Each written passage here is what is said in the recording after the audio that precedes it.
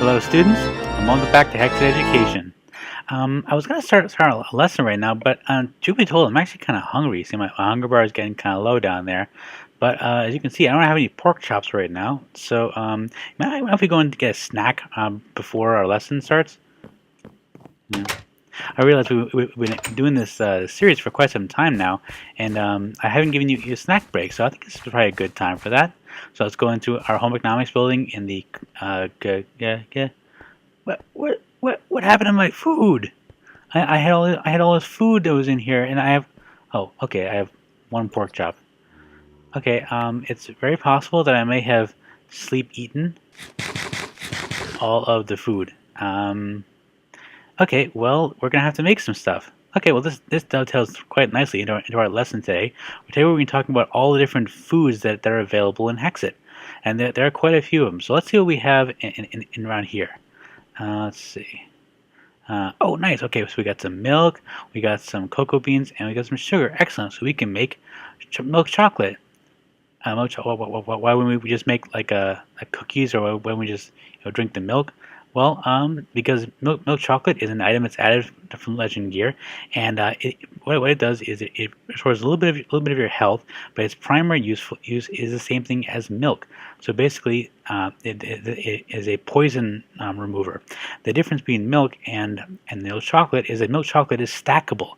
So you could go into battle against let's say going into an abandoned mine, you've got a whole thing of cave spiders up to go up against. You can take a stack of poison reducers. That'll be very helpful. But I don't really feel like chocolate right now. See what else we got around here. Let's see. Ooh, we got rock candy. Nice. These are also added to Legend Gear. They're kind of expensive though. So let me show you how to make these. Okay, first thing you need to do is you need to make this stuff, sugar cube, which is just 9 sugar. So basically, it's a block of sugar, so extra sugary. You take the sugar cube. So this requires 6 sugar cubes. That's 6 times 9. That's 54 sugar. That's very expensive. Not to mention you're going to need for the redstone rock candy, redstone does, which isn't very expensive. But if you wanted to make the emerald one, that's a whole emerald for one of these rock candy, or lapis, not too bad. But a diamond for one of these. And what do each of these do? Well, each of them gives you a 15-second dual buff. So it's expensive if you happen to have a lot of spare diamonds or a lot of spare emeralds. I don't. I'm actually broke right now. But if you happen to have some of these spare ones, they're not too bad for a very, very quick boost of speed and one of the following. So, for example, the Diamond Rock Candy, which is sort of the best, gives you 15 seconds of speed 3 and resistance 4. The Lapis Rock Candy will give you 15 seconds of speed 3 and jump boost 2. The Redstone Rock Candy will give you 15 seconds of speed 3 and strength 1. And the Emerald Rock Candy will give you 15 seconds of speed 3 and haste 4. So let me just show you what it's like to have one of these. So you just put in your hotbar, munch down. Doesn't regain any of your health, so I'm still hungry. But I'm running around like a madman. Woo! Woot! And actually, if I had a mining pick, my mining speed would go up vastly. But as quickly as it comes, it goes just as fast. So, yeah. So, yeah, that was, if that was a diamond, that's one diamond gone. But then again, this is Hexxit. We've got diamonds all over the place. But I don't really feel like rock candy. So what else around here can I make? Let's see. Is anything in... No, nothing in the furnaces. What about in here? Ooh, nice. I left a coconut here. Remember our last episode, we talked about various trees in Hexxit, and we had the palm tree. So on the palm trees, you have a chance of finding these whole coconuts. They look just like cocoa pods, but they're coconuts on the inside. So what you do is you take a whole coconut, put it into a crafting table with a sword, pull out the coconut seed, and you get a coconut shell, a coconut milk fragment, and your sword is taking a little bit of durability, almost like it sliced it. So very cool. This you can replant on the tree, and I don't think it's actually much use for the shell. I think you can burn it as wood. Oh yeah, you can use 3 of them to make a bowl. That's pretty much it. But the coconut milk fragment you can eat. Ah, that hit the spot. What else is there to eat around here? Let's see. Oh, here we go. Yep, I knew I might have something else in here. So I've got a potash apple. This is actually from Natura. We talked about this in our episode on trees. And what this does is it grows off of the darkwood tree from Natura. That's the one that grows in the nether. And when you harvest these off of the leaves, it will restore you for 4 hearts of health, but then poison you for 2 hearts afterwards. And unfortunately, it doesn't really give you any health. But I'm actually feeling pretty good right now, so I'm not really hungry. But on the other hand, I'm kind of thirsty. Oh, I have a cactus. Excellent, I have a cactus. So what can I do with cactus and Hexxit? Well, one thing I could do with it, I could certainly make armor out of it if I had a whole lot, as you learned from our episode on the various armors. But you can put it into a crafting grid, and you get cactus juice. So, which you can eat, sort of, eat/drink, for a little bit of health. So if you happen to find some cactus, you can actually eat it now, in addition to being able to wear it as armor. Okay, cactus. Oh, cactus, that's right. It just rained. Hang on. I just remembered a little while ago. I'm very glad I thought ahead for this. So excited. I hope it worked. It did. It worked. Okay, so as we know, this is a normal vanilla Minecraft cactus, like here. This, however, is a saguaro cactus. That's spelled Saguaro, and you'll find these not quite in this shape. I planted this one myself, but you'll find ones often like a sort of a weird hand shape almost. However, after it rains, look on the saguaro cactus. You may find these. These are saguaro fruit, and you can eat these. I'll say that one for later. Okay, so I think I might as well. Now we've had our snack. I think I might as well continue on our lesson here. So let's head into the greenhouse. See what we got here.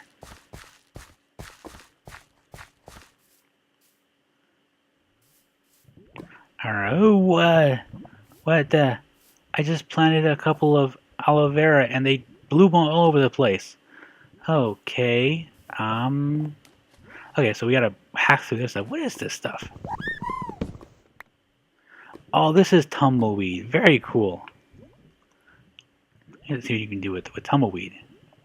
You take 3 tumbleweed and you get 6 string. That is really a nice recipe. Or you can take 1 tumbleweed and turn it into an aloe vera plant again.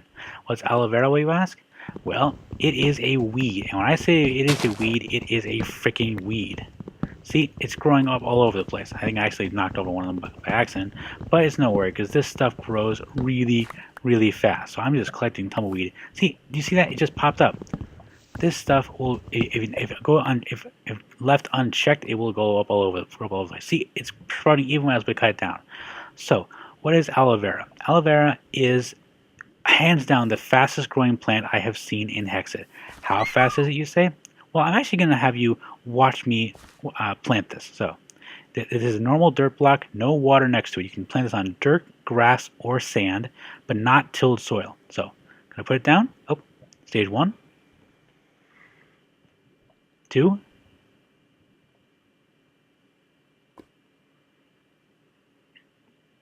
Wait for it. 3. There you go. If you look at on the leaves here, when it has that second indentation, that's when it's fully grown. This is an incredibly fast growing plant. As you see in my inventory, I got a plant and 2 seeds just from that. And if you find these things, and I've also often found in the desert, they are incredibly useful for a number of reasons. Okay, first and foremost, you see these little yellow things here? When you see those form, hit this, and you get dandelion yellow. You actually get dye from aloe vera.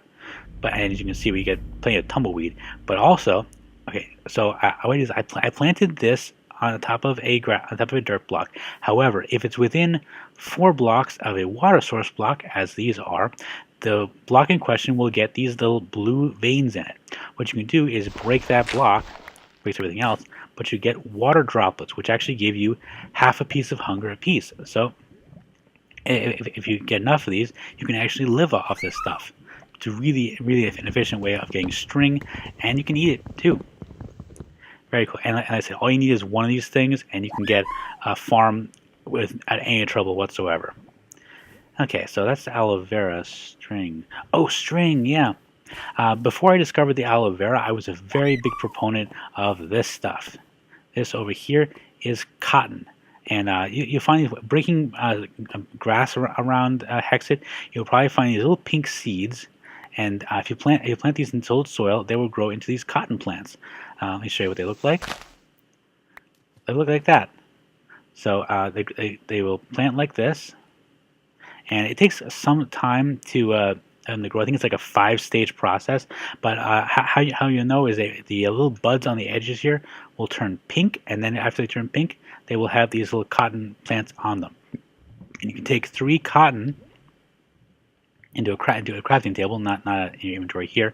Take 3 cotton, turn them into a string, or you can take 9 cotton and turn them into wool block. That's actually more efficient than making a wool block using the cotton than it is making string through cotton. That is.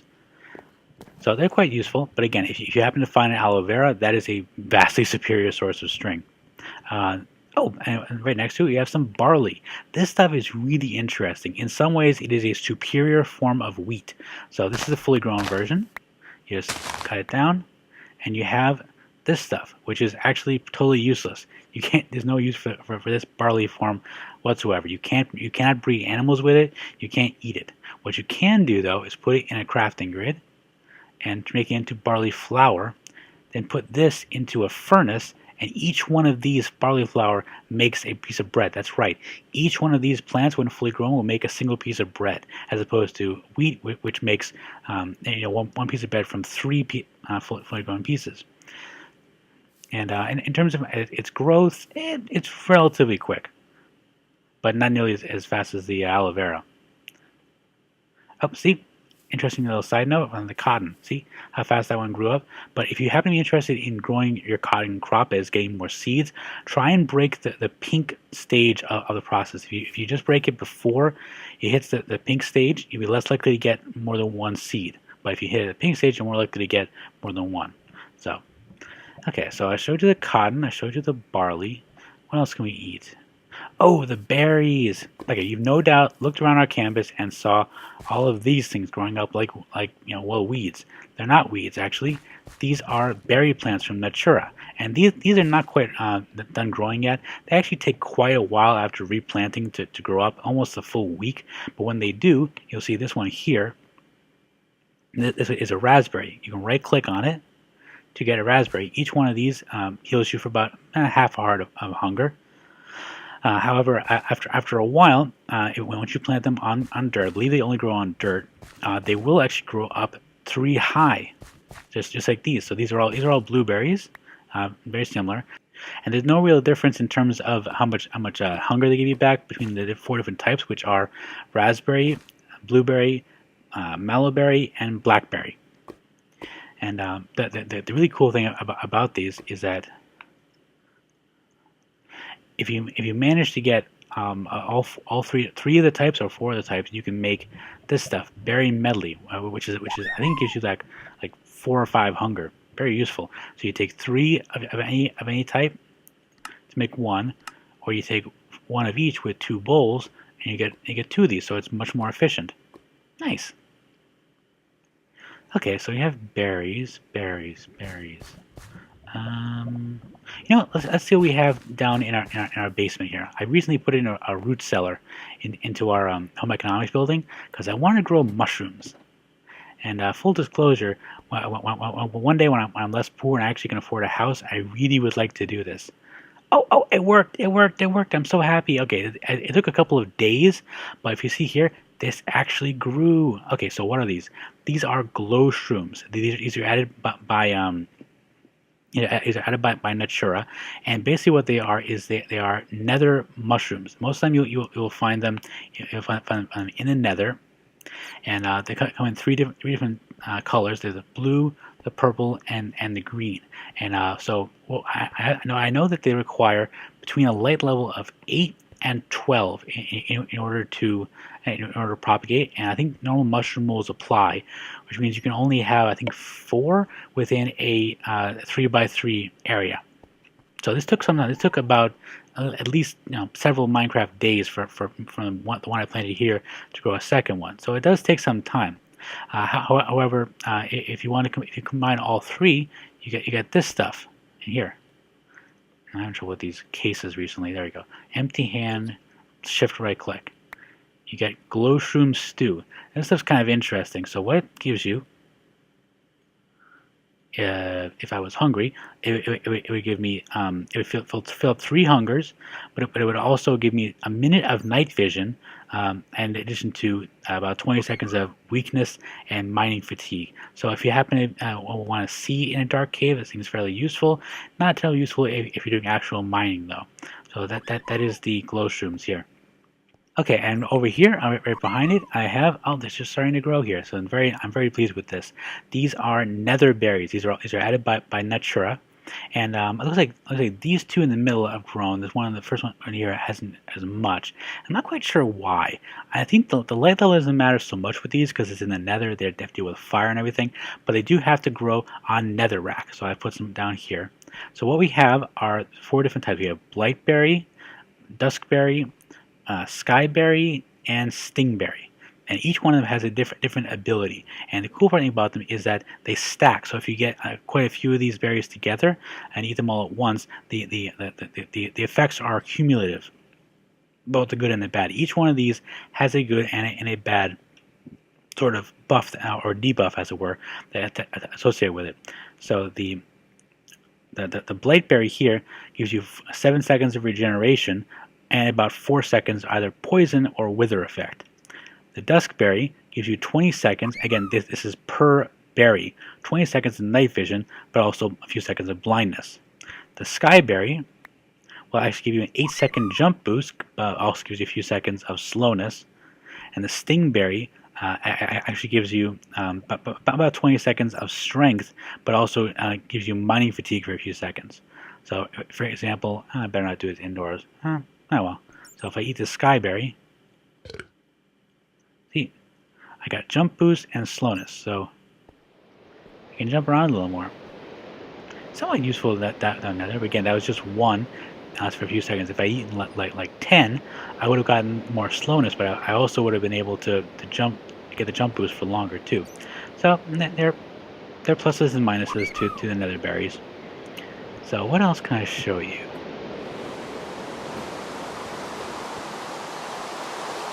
Oh, good. It's raining. That'll be good for our saguaro cactus. Oh, the sunflower. Okay, now these are not fully grown, otherwise they'd be about 2 or 3 tall. But these are sunflowers that are added by the Offlawn mod. And basically all you need to know about them is when you find them in the world, you can break them. They yield sunflower seeds, which you can eat. So, nice little emergency food if you need to. But one cool trick you can do with them is you can make them into these beanstalks. You take 1 sunflower seed and 1 piece of vines from vanilla. You get 4 beanstalks. What are beanstalks? Well, that's a beanstalk. In a way, they're kind of like freestanding ladders, or you can also think of them as superior types of vines because they actually don't require a block behind them in order to be supported. So you just climb them up just as you would with a vine. But you gotta be careful because they're a little hard to maneuver. But can be sort of an alternate if you don't want to have vines as a method of going up and down your buildings. I will say though, they do take a little bit of getting used to. They're kind of slick. Yeah, yep. Not the safest way to travel. The hitbox for them is much smaller than vines. So you have to be on a pretty narrow line with your cursor in order to avoid falling off. But you know. Okay, so what else can I show you? Oh, I know. I left some food over in our Twilight Forest base. So let's head over there and show you what else I prepared.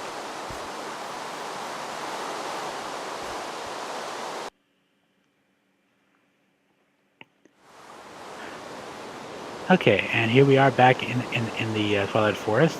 And let's see. Oh, here we go. So what do we have here? Oh, nice. I left some bread and some glowing water here. Cool. I mentioned this in our episode on Zeno's Reliquary. You can take 3 pieces of bread and a glowing water, and you make glowing water.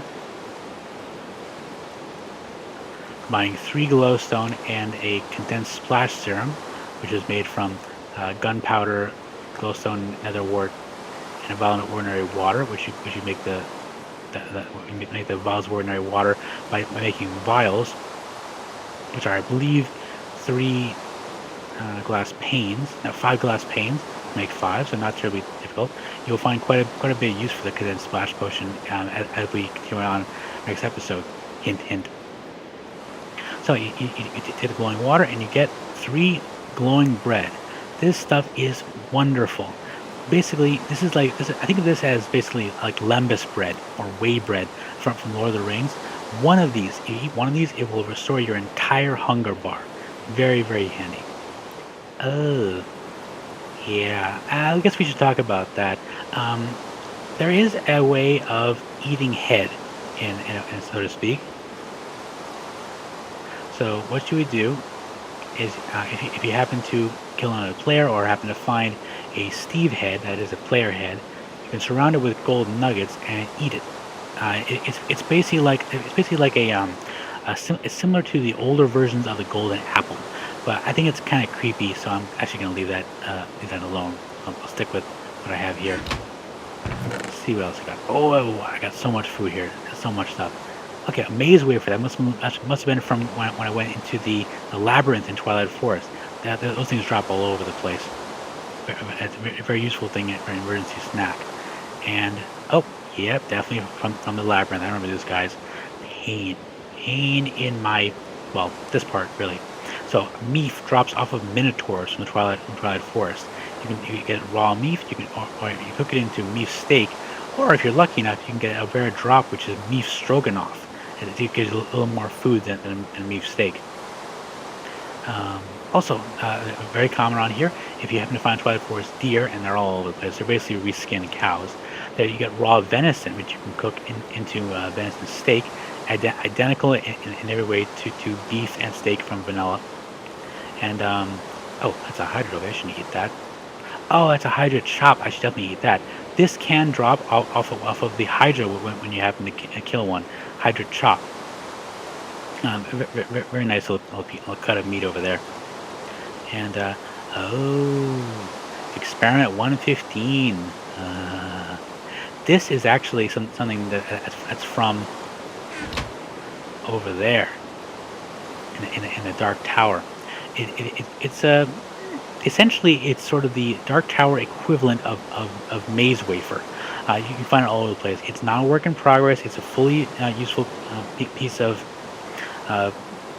cake, basically. It's a piece of cake. Okay, so I think I've showed you all the food that I have here. What else can I show you? Oh, I know. So I was carving out a basement here, and I happened upon this stuff. Okay, no, I didn't actually spawn this up in, because you would not ordinarily find these in Twilight Forest. These are actually Glowcaps. They're from Wild Caves 3. These are world spawns. You can't actually grow them. You can only shear them. If you happen to knock off any of these, odds are you will not be able to pick it up. You have to shear them in order to retransplant them. In general, they have a chance to drop glowstone dust, but not necessarily. So in the front here, in the green, these are actually Glowcaps. And these are the most common forms, so we should, yep, if you break them, you should have a chance to get some glowstone dust. So they're a useful early game source. And if you go into large caves, yeah, more than likely you'll find some of these. These back here are actually ice shrooms, and these are actually in the wrong biome. You don't ordinarily find these in snowy or icy biomes. And I don't believe you actually get, yep, same thing. You have a chance to get glowstone dust when you break these. So it could be useful. Oh, okay. So these are both very useful things, both from Twilight Forest. On our left here, we have the torchberry, and the torchberry has 2 main uses.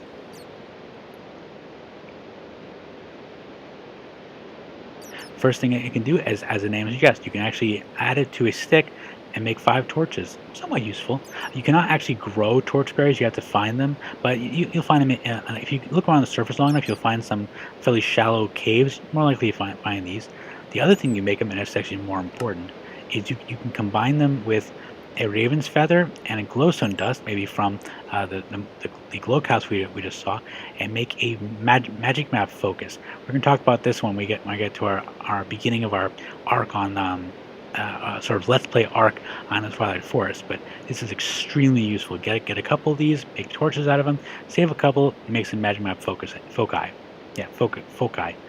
You'll appreciate it. This we'll talk about that in the future too. It's one of the insects. Okay, on our right, this is actually live root.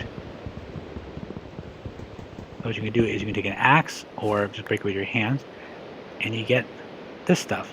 And if you remember from our armor episode, live root has one very specific purpose. You combine it with a gold nugget and an iron ingot to make raw ironwood materials. You smelt that, and you get 2 ironwood ingots. So this is how you make ironwood armor. Very useful. If you happen to find them in caves, you definitely pick them up if you want to make ironwood armor. Okay, so I showed you my basement. Oh, I can show you my garden. Yes, I know. You've already seen the arboretum, but you have not yet seen my garden. Oh, I do have to apologize for the rain. I'm pretty sure it is actually a product of my being in a dark forest biome, and it rains all the time here. Okay, so let's see what I got. Oh, that's interesting. Yep, there it goes. It just did it. It might have been because I was close. I've been for some other reason I can't quite understand. But this is a night bloom. As you might imagine, it blooms at night. And in Twilight Forest, it's perpetual night most of the time, so it will most likely be in bloom. I love these things. They're a great way to decorate your base, and you can find them all over. This, however, on the other hand, is kind of a menace, so I'm sneaking up to it. The reason is that if you sneak around this thing, it does not explode, fortunately. But if you don't sneak next to it, if you happen to, worst case scenario, be running through it.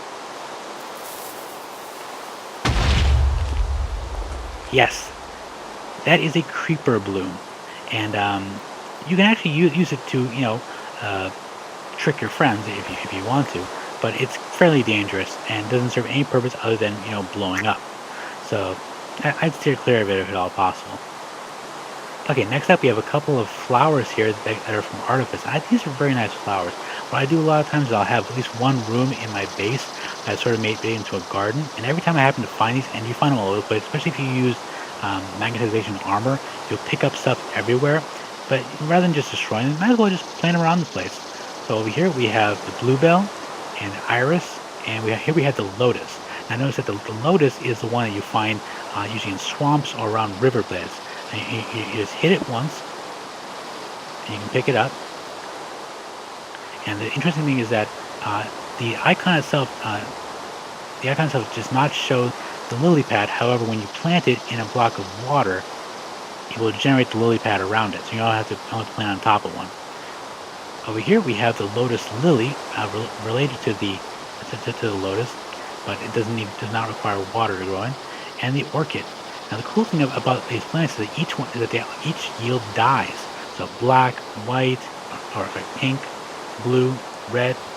Very handy if you happen to meet dyes like that. But I find them just very aesthetically pleasing. Okay, next up we got a couple of things here from Twilight Forest. These are aesthetic only. Right here we have moss patch, and you find this mostly in this format that is on top of fallen logs all over the place, and it's really just here for aesthetic purposes. I don't believe, unless you use a pair of shears, you will destroy it if you try and harvest it without it. And over here we have the May apple. You will find this mostly in swamp biomes in Twilight Forest, and just like with the moss patch, if you try and break it, it will break and it won't be able to pick it up unless you use a pair of shears. Okay, and last but not least, we have two plants from Biomes XL. Here we have the fiddlehead, and I've encountered this quite a bit in certain kinds of sort of savanna or plains style biomes.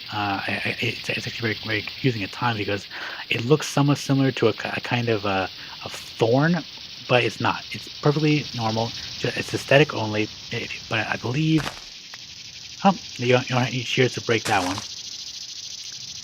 And the mush gloom, I believe, actually emits a small amount of light, and you'll find this more likely in forest biomes. And I think you can just drop it in there, and it's fine. Okay, and that brings us to the end of another episode of Hexxit Education. I'm hoping that this episode made you as hungry as it made me not hungry anymore. But in general, all the foods I've showed you are fairly useful in their own ways, some more than others, but most of the time you're better off with the vanilla stuff. So do yourself a favor, get yourself a tree of thyme like the one behind me, and grow some wheat. In the meantime, class dismissed.